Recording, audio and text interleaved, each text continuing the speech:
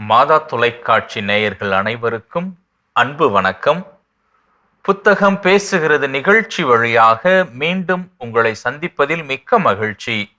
நேற்று போல் இன்று இல்லை, இன்று போல் நாளை இருப்பதில்லை. ஒவ்வொரு நாளுமே நமக்கு ஒரு அனுபவத்தை தருகிறது என்றால், ஒவ்வொரு நூலும் அதற்குரிய வித்தியாசமான அனுபவங்களை தருகிறது. அத்தகைய வித்தியாசமான புது புது அனுபவங்களை, அறிவியல் உண்மைகளை, வாழ்க்கை பாடங்களை இந்த புத்தகம் பேசுகிறது நிகழ்ச்சியிலே நாம் பார்த்து கொண்டிருக்கிறோம்.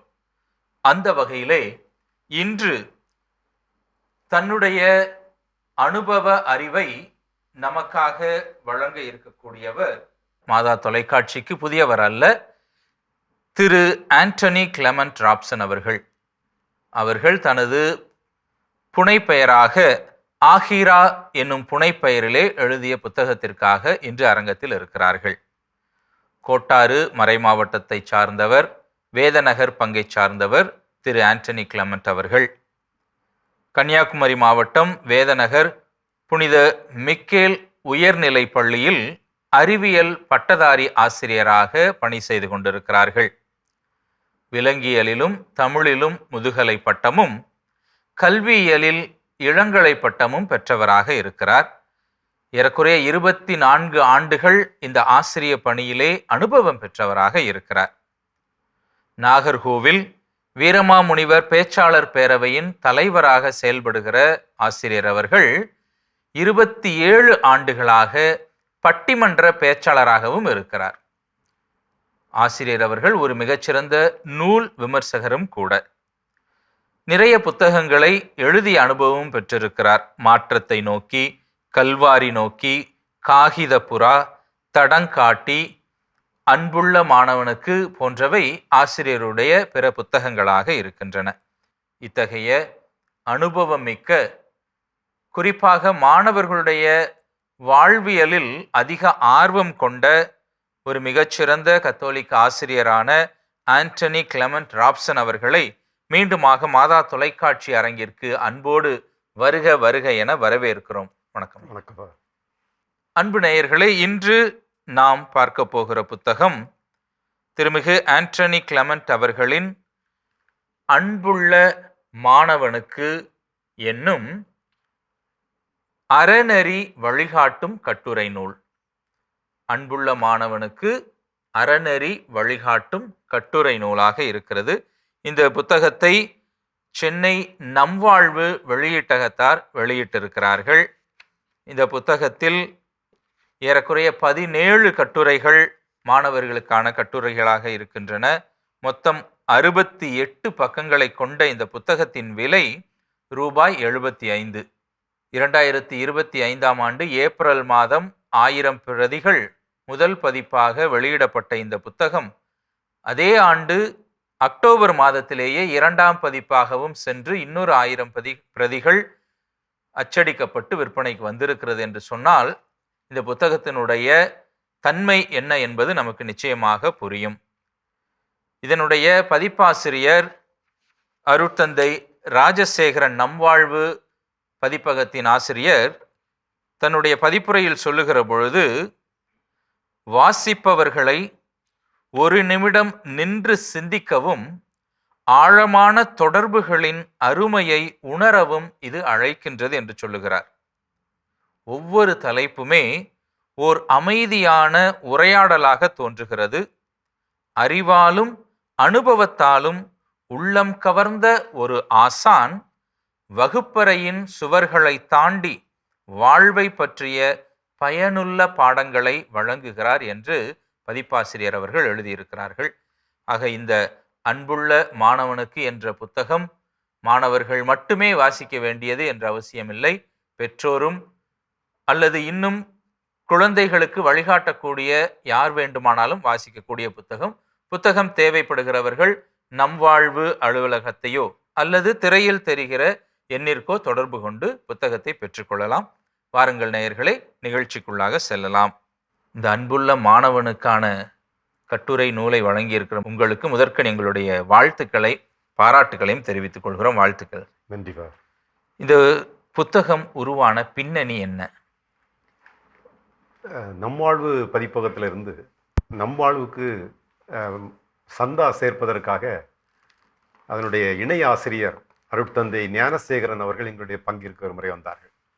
அவர்கள் ஏற்கனவே எனக்கு அறிமுகமானவர்கள்.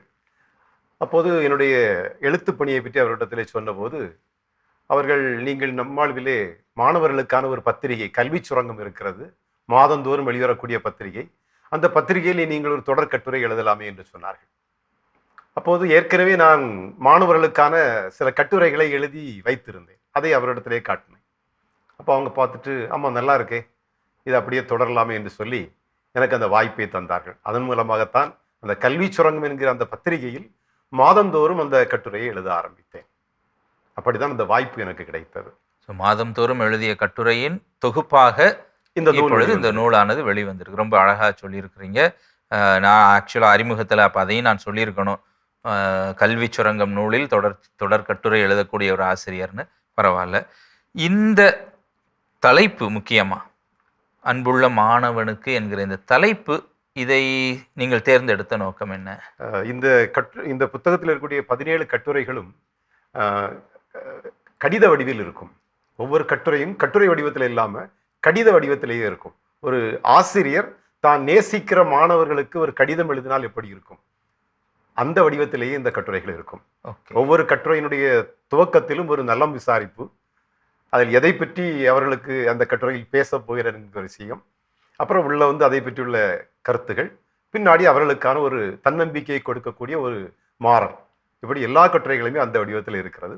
அப்போ இதற்கு என்ன தலைப்பு கொடுக்கலாம் என்று யோசிக்கிற பொழுது, மாணவர்களுக்கு எழுதக்கூடியதானே, கடிதமாகத்தானே எழுதுகிறோம். எப்பவுமே நம்ம கடிதம் எழுதும் போது அன்புள்ள என்று தான் தொடங்குவோம். அப்போ அந்த அன்புள்ளங்கிற வார்த்தை நிறைய மதிப்பீடுகளையும் நிறைய வேல்யூஸையும் கொண்டது. அதனால நான் யோசித்தேன், அன்புள்ள மாணவனுக்கு என்று இருக்கட்டுமே என்று வைத்தேன். ஆனால் அது மிகப்பெரிய பெயரை எனக்கு பெற்று தந்தது. ரொம்ப அழகா சொல்லியிருக்கிறீங்க. ஆனாலும் எனக்கு என்னன்னா, அப்போ இது ஆண் பிள்ளைகளுக்கு மட்டும்தானா, பெண் பிள்ளைகளுக்கு இல்லையா அப்படிங்கிற ஒரு எண்ணத்தையும் தோன்றுகிறது.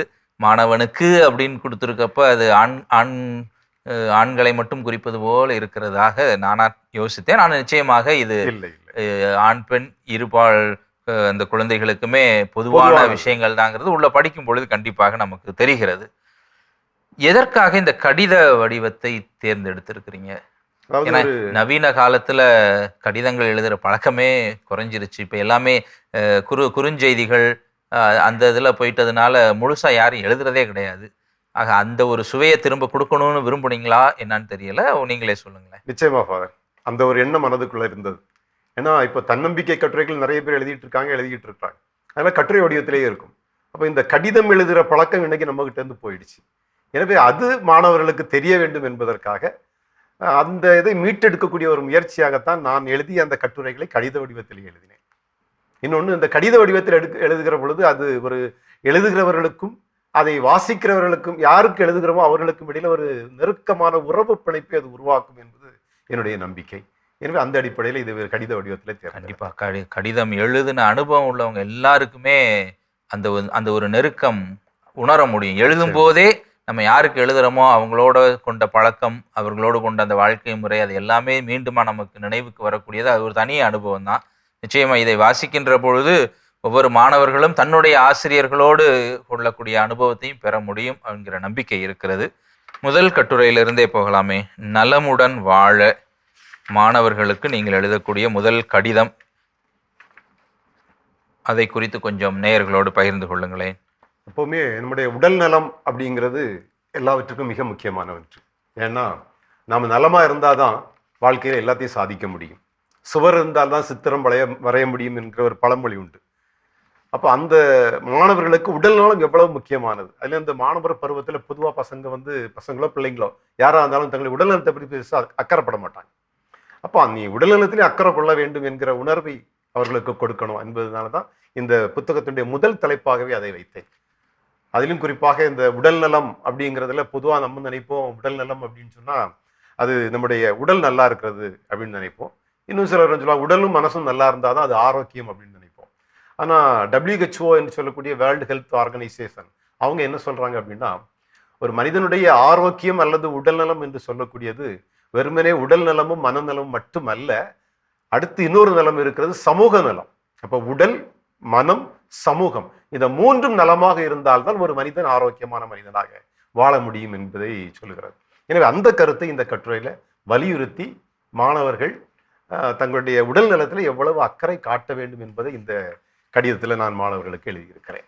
உடல் நலம் என்பது அந்த உணவில் மட்டுமல்ல, உடல் ஆரோக்கியம், உணவு ஆரோக்கியம், மனநலம், அதோடு சேர்ந்து சமூக நலம் ஒன்றையும் நீங்கள் அந்த WHO குறிப்பிட்டு காட்டிருக்கிறத சேர்த்து இருக்கிறீங்க. ஆனா இந்த சமூக நலன்கிறது மாணவர்கள் அவங்க கையில மட்டுமே இருக்குதா அல்லது சுற்றி இருக்கிறவர்களுக்கும் அதுல பொறுப்பு இருக்குதா அப்படிங்கிறதையும் நம்ம பார்க்கணும். சுற்றி இருக்கிறவர்களுக்கு நிறைய பொறுப்பு இருக்கிறது. ஏன்னா இப்போ நான் நல்ல உடல்நலத்தோட இருந்தா நான் ஆரோக்கியமா இருக்கேன்னு அர்த்தம் இல்லை. எனக்கு நல்ல மனநலமும் இருக்கணும்.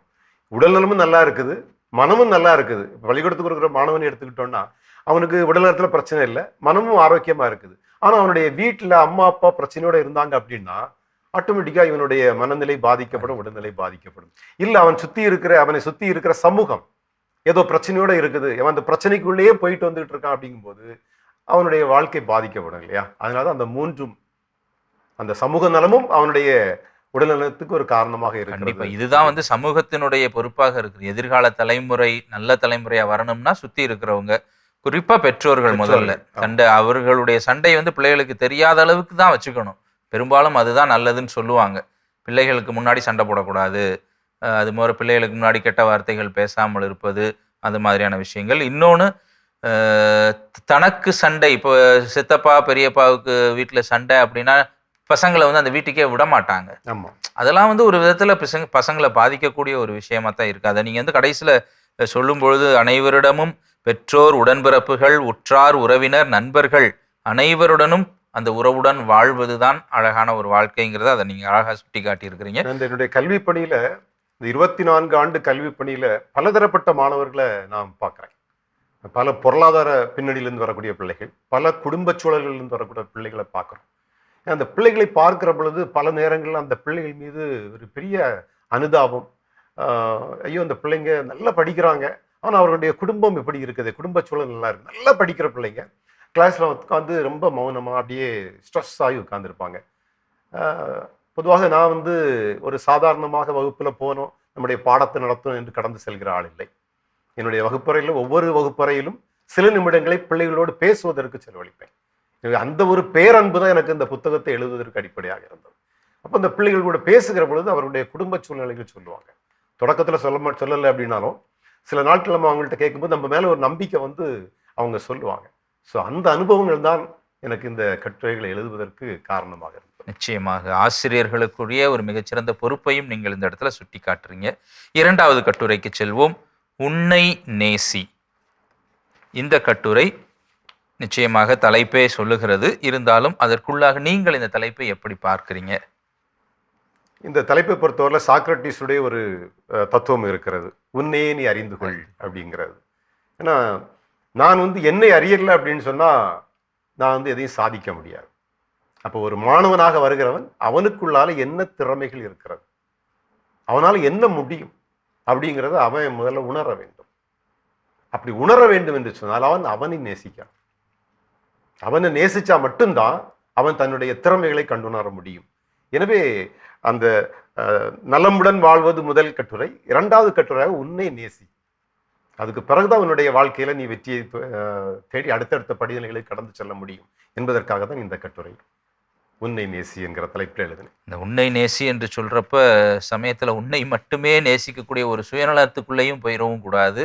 அந்த ஒரு ஆபத்தையும் அதை நீங்களே ஒரு விதத்துல மறைமுகமா அதையும் நீங்க சொல்லிதான் காமிச்சிருக்கிறீங்க. ஆமா, உன்னை நேசித்தல் என்பது சுயநலமா நான் என்னை மட்டுமே, என்னுடைய நலத்தை மட்டுமே பேணுதல் அல்ல. பட் அக்செப்டிங் மை ரியாலிட்டி, என்னுடைய பிளஸ் என்ன, என்னுடைய மைனஸ் என்ன, மைனஸை எவ்வளவு தூரம் குறைச்சிக்க முடியும், என்னுடைய நேர்மறையான விஷயங்களை எப்படி வளர்த்துக்கணும் அப்படிங்கிற ஒரு விஷயத்தை அழகாக நீங்கள் சொல்கிறீங்க. அடுத்து ஒரு கட்டுரை போகலாம்.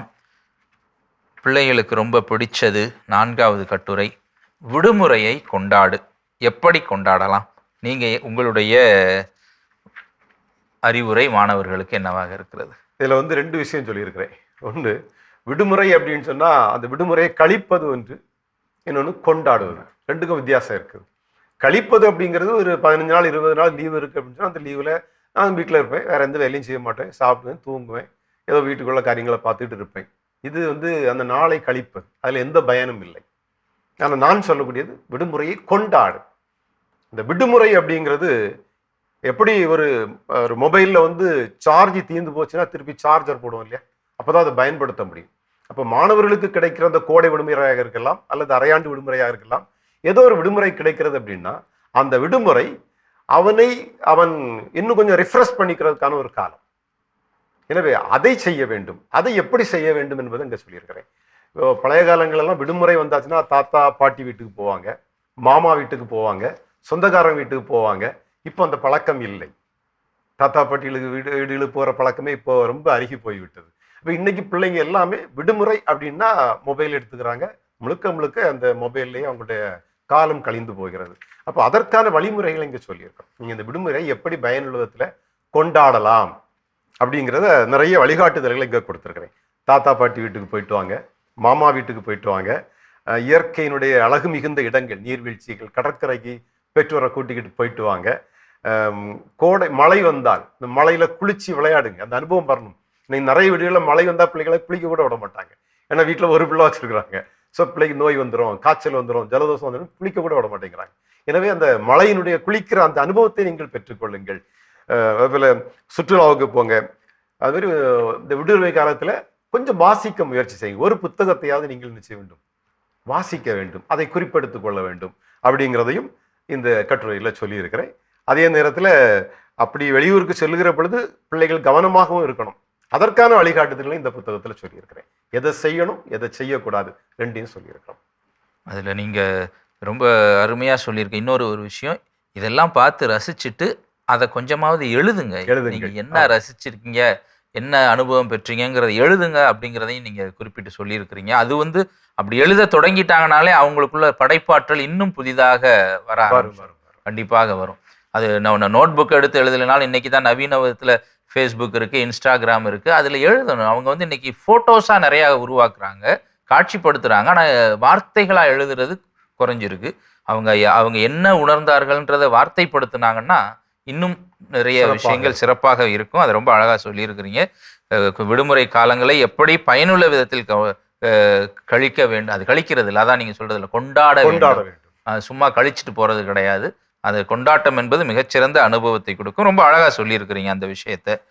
அடுத்த கட்டுரையாக ஒரு ஆசிரியர்களை, மாணவர்களுக்கான உறவுகளை சொல்லக்கூடிய ஆசிரியர்களை கொண்டாடு 9வது கட்டுரை 33வது பக்கத்தில் வருது. 2 கட்டுரைகள் ஆசிரியர்களோடு ஆசிரியர்களை மதித்து பழகு அப்படிங்கிறத 6வது கட்டுரையிலையும் சொல்லியிருக்கிறீங்க. பட் இந்த 9வது கட்டுரை ஆசிரியர்களை எப்படி கொண்டாடலாம்? ஆமாம், அந்த 2 கட்டுரைகளையும் சேர்த்து நான் உங்களுக்கு இதை சொல்லலான்னு நினைக்கிறேன். ஆசிரியர்களை மதிக்கிற ஒரு சமூகம் தான் மிகப்பெரிய சாதனைகளுக்கு சொந்தமான சமூகமாக இருக்க முடியும். இப்போது என்னை பொறுத்த வரைக்கும் நான் இன்னைக்கும் எனக்கு பள்ளிக்கூடத்தில் கற்றுத்தந்த ஆசிரியர்களை போய் பார்ப்பேன். அவங்கள எங்கே கண்டாலும் அவங்கள்ட்ட நான் போய் என்னை அறிமுகப்படுத்தி பேசுவேன். இந்த பழக்கம் இன்னைக்கு வரைக்கும் இருக்குது. ஆனால் இன்னைக்கு உள்ள குழந்தைகள்கிட்ட, இன்றைக்கு உள்ள அந்த இளம் தலைமுறைகிட்ட அந்த ஒரு பழக்கம் இருக்குதா அப்படின்னா அது இல்லை அப்படிங்கிறத நான் பார்க்குறேன், என்னுடைய அனுபவத்தில் பார்க்குறேன். எங்ககிட்டே படிச்சுட்டு போகிற பிள்ளைங்க படிக்கிறது வரைக்கும் நம்மகிட்ட ரொம்ப பெற்றா இருந்திருப்பாங்க.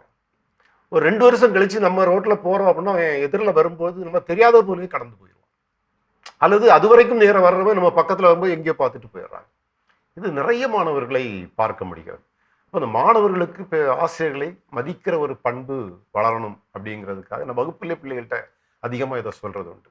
ஆசிரியர்களுக்கு மதிங்க, எப்படி பெற்றோரை நீங்கள் மதிக்கிறீங்களோ அதே போல் ஆசிரியர்களுக்கு மதிப்பு கொடுக்கணும் அப்படிங்கிறத சொல்கிறது உண்டு.